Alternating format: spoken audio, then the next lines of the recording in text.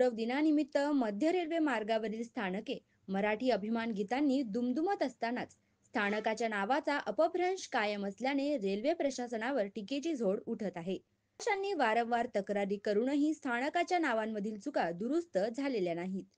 माहिती अधिकारातून उघड झालेल्या माहितीनुसार मध्य रेल्वेच्या मूळ दस्तऐवजात स्थानकाची मराठी नावे चुकीच्या पद्धतीने नोंदवली गेली आहेत. ट्रान्स हार्बर मार्गावरील ऐरोली, रबाळे, घनसोली, कोपरखैरणे या स्थानकांची नावे चुकीच्या पद्धतीने लिहिली जात आहेत.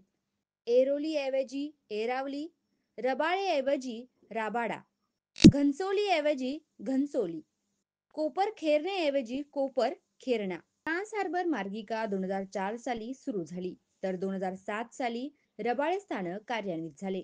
या मार्गिकेमुळे ठाणे ते नवी मुंबई दरम्यानचा प्रवास सोयीस्कर झाला असला तरी स्थानकांची नावे चुकीच्या पद्धतीने लिहिली जात असल्याने स्थानिक गावांची ओळखही विकृत केली जात आहे. रेल्वे गाड्यांमधील उद्घोषणाही चुकीच्या पद्धतीने होत असल्याच्या प्रवाशांच्या तक्रारी आहेत.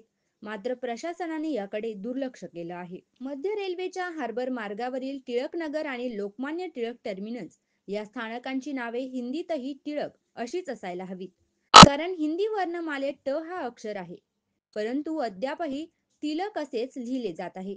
यामुळे संपूर्ण देशभरात लोकमान्य टिळक यांच्या नावाचा अपभ्रंश केला जात असल्याचे चित्र आहे. मराठी प्रेमींनी या प्रकाराचा तीव्र निषेध व्यक्त करत प्रशासनाने तातडीने योग्य सुधारणा कराव्यात अशी मागणी केली आहे. माहिती अधिकार कार्यकर्ते अक्षय महादपी यांनी ठाणे वाशी रेल्वे मार्गावरील स्थानकांच्या नावांची अधिकृत नोंद माहिती अधिकाराअंतर्गत मागितली असता मध्य रेल्वेच्या संबंधित विभागाने दिघागाव, ऐरावली, राबाडा, घनसोली, कोपरखैरणा अशी चुकीची नावे दिल्याचे आढळून आले. त्यामुळे रेल्वे प्रशासनाचा निष्काळजीपणा आहे की जाणीवपूर्वक केलेली चूक यावर प्रश्नचिन्ह उभे राहिले आहे. मराठी भाषा आणि स्थानिक ओळखीचे जतन करण्यासाठी रेल्वे प्रशासनाने त्वरित योग्य त्या सुधारणा कराव्यात अशी मागणी मराठी भाषा प्रेमींनी केली आहे.